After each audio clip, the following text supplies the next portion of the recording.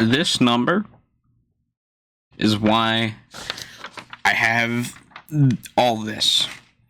All this backdrop, this jersey, these two pillows, everything except this. But that's for another day.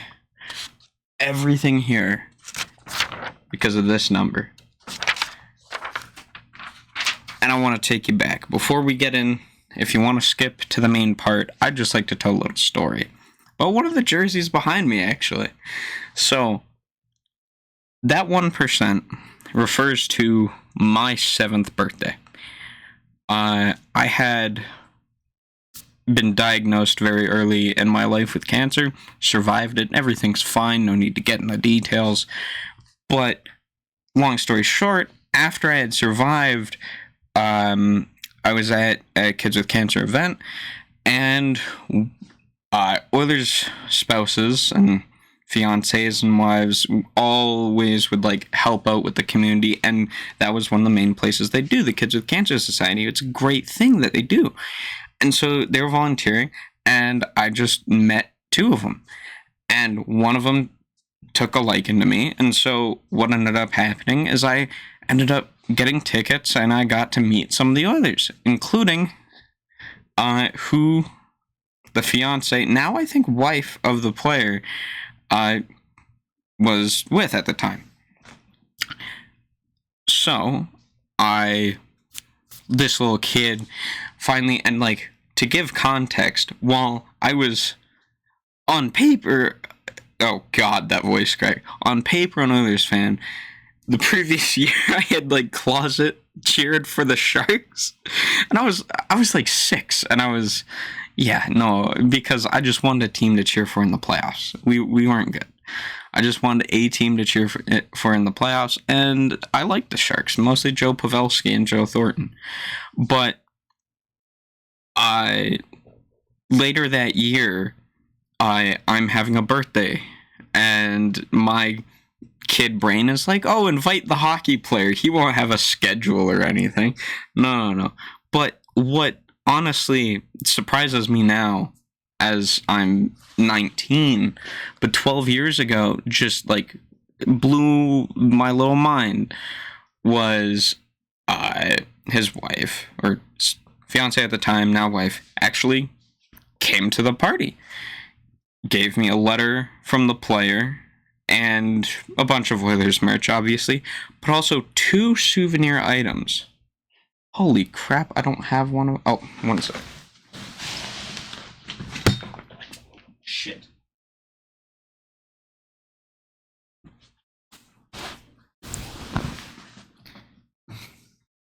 No! Ruined the whole set. This is the one that I can show on camera. The other one is not in my room. But this stick, signed by the Oilers locker room of 2011-2012. The hat has more signatures, I believe. But I actually got something. And I was so happy. But in that letter, the player was out of town, playing a game that night, and he said, "I'll score for you, Nate, don't worry." If you've ever heard of the term expected goals, it's the expected chance of any shot to go in. This man took 1 shot in that entire game. It was near the blue line. 1% or 0.01 expected goals, or 1% chance to go in, and he scored. Not only did he score, it ended up being the game winner. And ever since that night, when we actually found out that he did score, I've been an Oilers fan for life. That man was Tom Gilbert.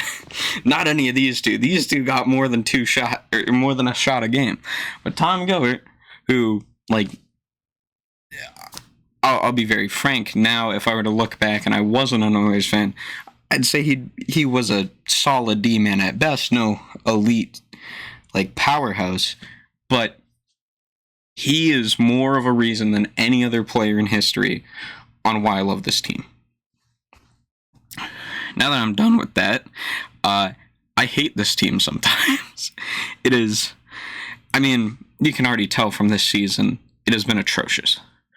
But it has not just been atrocious for one, not two, not even the timeline that I have here when I was writing up scripts or writing up just a storyboard a few days ago, which goes back to 2014.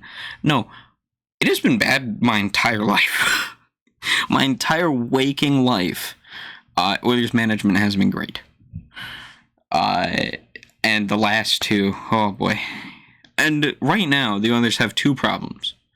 Number one is goaltending. Everybody and their mother could point that out. And if you're saying, oh, no, it's not a problem. Yeah, Skinner's on a bit of a run right now.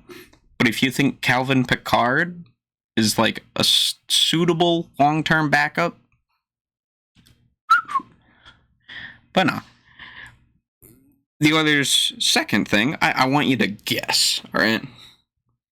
Because a lot of people would say one specific answer. Others would say more than two. But there's two. So, allow me to introduce you to a controversial figure in the Oilers hockey. Sorry, let me just cover up the 9 in my Drysdale jersey. Number 2, Evan Bouchard. Evan Bouchard is an elite defenseman. He's not a perfect defensive defenseman, but he is a top-of-the-line offensive defenseman with middling defensive metrics at worst, and solid to good, but not elite or great defensive metrics at best. This is all to point out that defense is not that second problem. That second problem, as this sensible would guess, is management. I literally highlighted it a minute ago. Management has been the Oilers' bane of existence my entire time of alive, and it still is. Ken Holland is not great. He did, in the last 2 years, I'll give him credit, he's made some good moves. But all of the good that is on this team that he hasn't gotten from free agency or trade, and he's gotten a lot more bad than good, have been from Chiarelli. Bouchard was a Chiarelli draft pick. Here, I got it. Chiarelli traded in 2018 and 17, up picks 3 times to get us goalies. Skinner in 2017 and Konovalov and Rodrigue in 2018. Why I stopped at Konovalov is because we had him, and Ken Holland didn't resign him. And last time I checked, he was having a pretty good season wherever he is, so it does kind of hurt. Probably still better than Campbell. Now, don't get me wrong, I'm not anybody to say that Peter Chiarelli is better than Ken Holland, because, well, he did have higher highs. He also had the lowest lows of any lows, and that isn't even thinking of the Hall for Larson trade. I honestly think that was an okay deal. The problem is, like, yeah, the Oilers lost the Hall for Larson trade. Not gonna step around here, but people act like it's the worst deal of all time, and then you forget some of the deals, like Philip Forsberg was traded for Martin Erat. And the first trade Chiarelli ever made, the first notable bad one I have on this list. I can't verify if it was actually the first. My mistake. Griffin Reinhart for the pick, or the picks that would end up picking Matt Barzal, and would end up being traded, or another pick that would end up being traded to acquire Anthony Beauvillier. Now, Beauvillier has been an up-and-down player his entire career, but Matt Barzal is a good center. He is at minimum, at worst, a elite second-line center.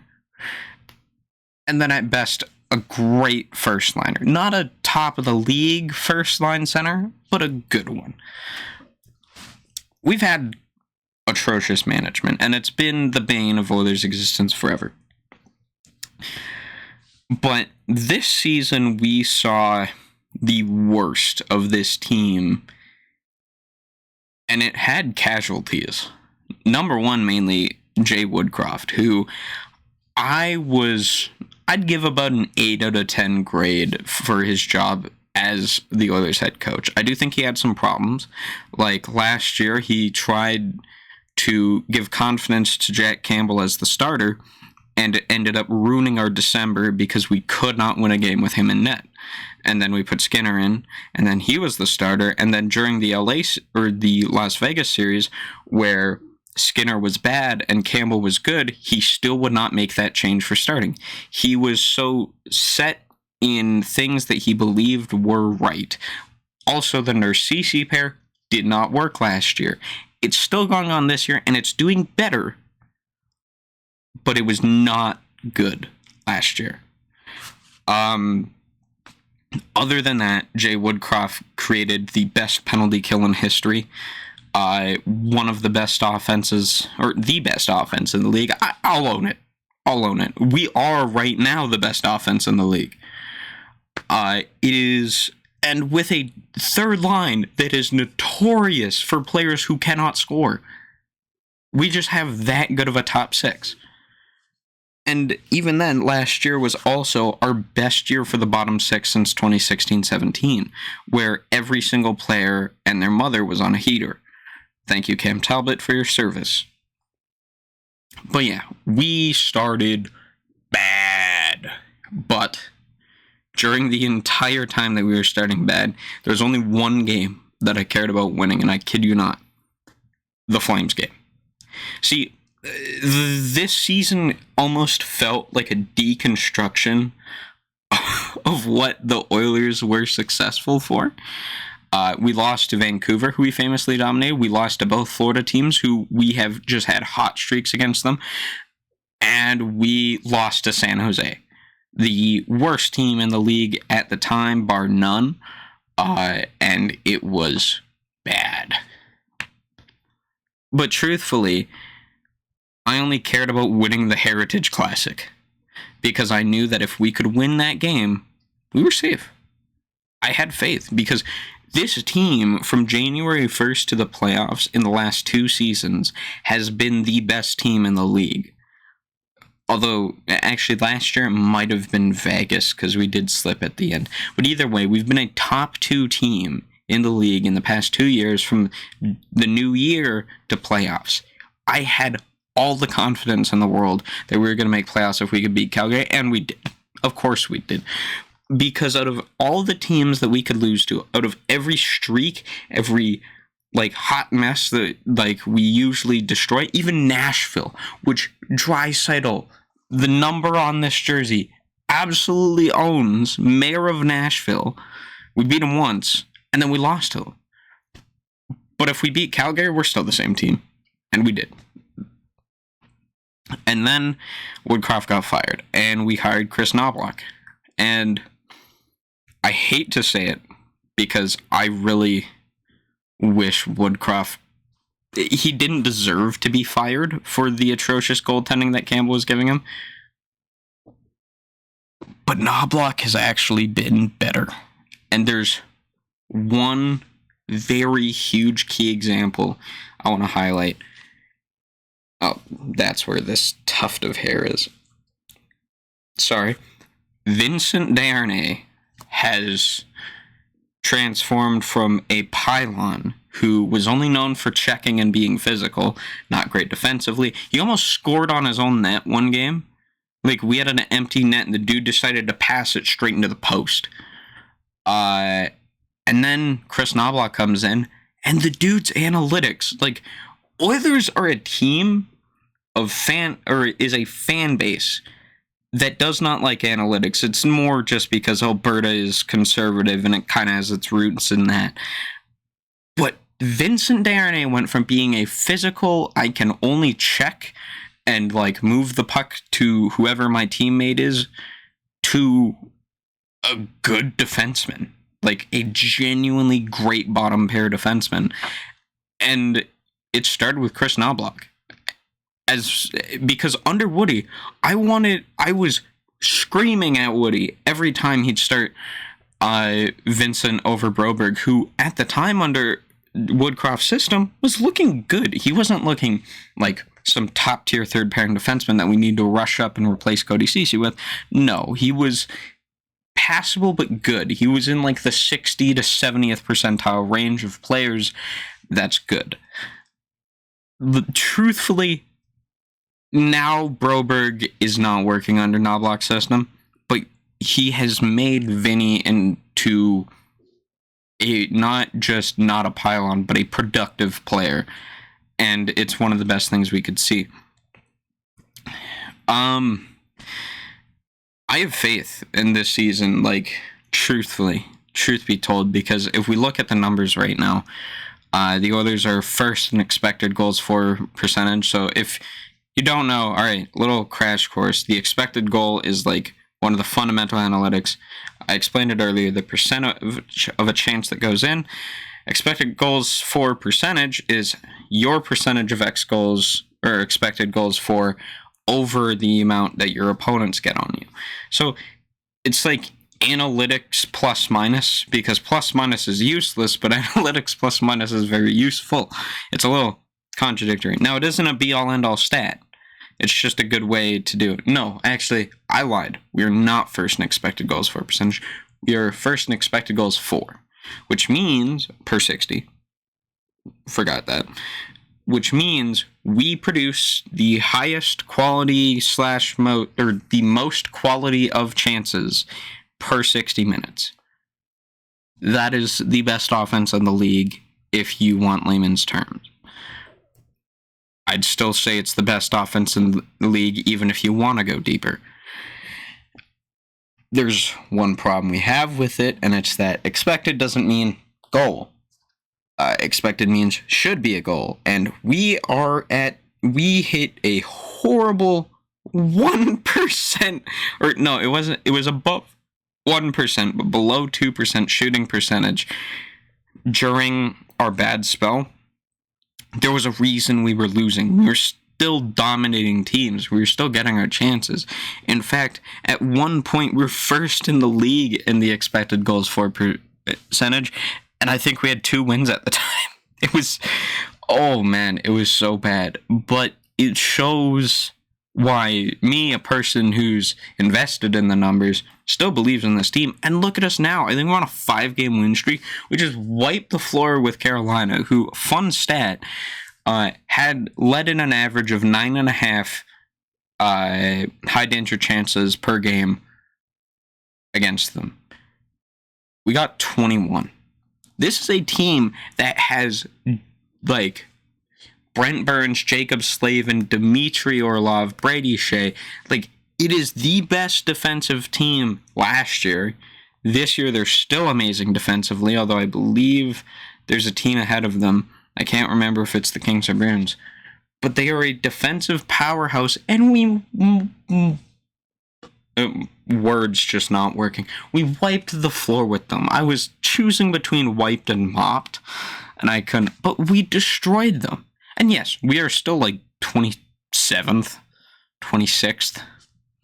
I don't care. I see the vision.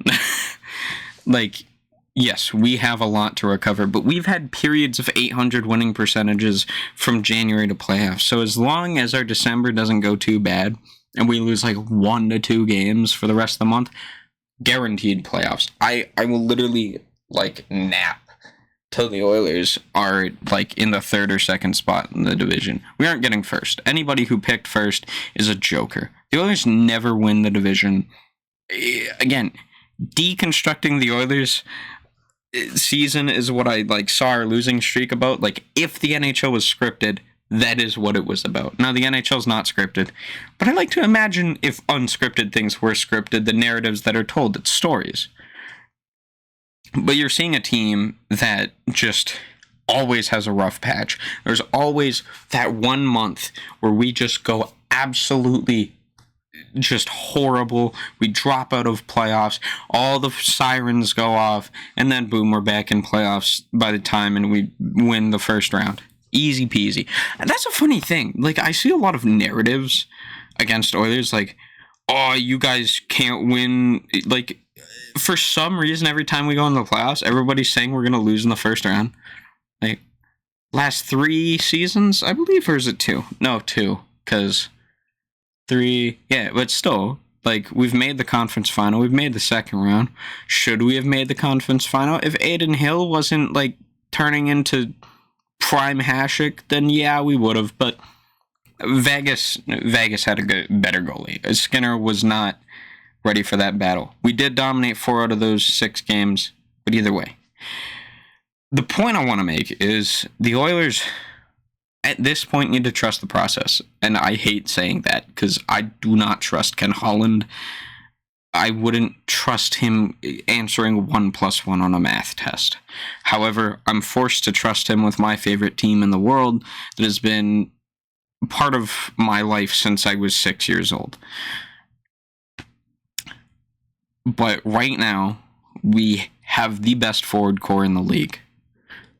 There's not a team with, like, the caliber of McDavid, Draisaitl, Hyman. Yes, I'm fucking bringing him in because he has been absurd. He led the league in expected goals last season. He just couldn't finish. We are now seeing a Hyman that is on pace with his expected goals, and that is the scariest thing in the league because last year he had 45 expected goals and he scored 30. If luck went the other way, we could see a 50-goal season. But I'm not counting my hopes. I'm expecting in probably like 40 at the pace that he's scoring. I think he already has 15 right now. So 15 times 4. 60. No. All right.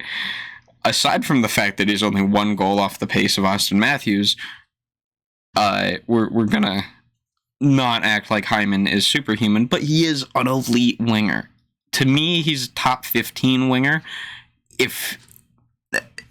I always said if he had the finish, I'd put him in top 10, but I'd get ridiculed. I know this makes it look like absolute Oilers homer bias. I completely understand, but some of you overrate so many wingers. Like Patrick Kane last year was thought to be, he was going to be a different maker for the Rangers. He was awful. He was awful before he went to New York. But hockey fans just have the worst case of legacy bias in history. Like, the people still thought Ovi was going to score 50 this year. I'm like, are you crazy? The dude didn't. I'm pretty sure he only scored in the 40s last year. There's still, some said he was going to score 60. Players get old and players get bad, but also players that you don't expect get good, but you aren't listening because you aren't paying attention to hockey or you aren't paying attention to teams that aren't your team. Like, I'll admit, it took a while for me to learn about, like, some players that were getting good. Like, Jordan Kyrou has a great season. I only just learned about how Jake Neighbors has been doing. Now, I've been keeping up with hockey a lot the last 2 years, so not a lot has gotten past me. But even with certain goalies, like Connor Ingram has been crazy, I know. But Sam Montembeault has been quietly, like, one of the most consistent goalies in this league. And it's because we watch our teams. We don't watch others, and sometimes we do. I will tune in to other games every now and then. Usually when I'm doing Oilers night, I'll watch games before it. But nobody's watching all 32 teams every night, and even if they do, if you're doing that, you're not looking at as much numbers as others. And it's, neither one is right, but it's still just, I made that whole explanation just to try and justify Zach Hyman being a top 15 winger when really he is. Like, look at the points, man. And also, points aren't everything, but look at the points, man. He's analytically there. No. He's analytically almost there. But points-wise, he is there. And that's the thing. You can make your own opinion how you want. I have my objective idea of how opinions should be formed, but truthfully, that does not fucking matter. But for the rest of this season, all I have is hope. We still have Connor McDavid, who, after his injury, had a bit of a slow start, but is now coming back to life. We have this guy, literally, I don't know if I can... Did that work? I don't know. But yeah, we have Draisaitl. Dude's a menace. We got Evan Bouchard, now an elite... Yes, an elite offensive defenseman. And for those who are trying to claim that we should trade him, why?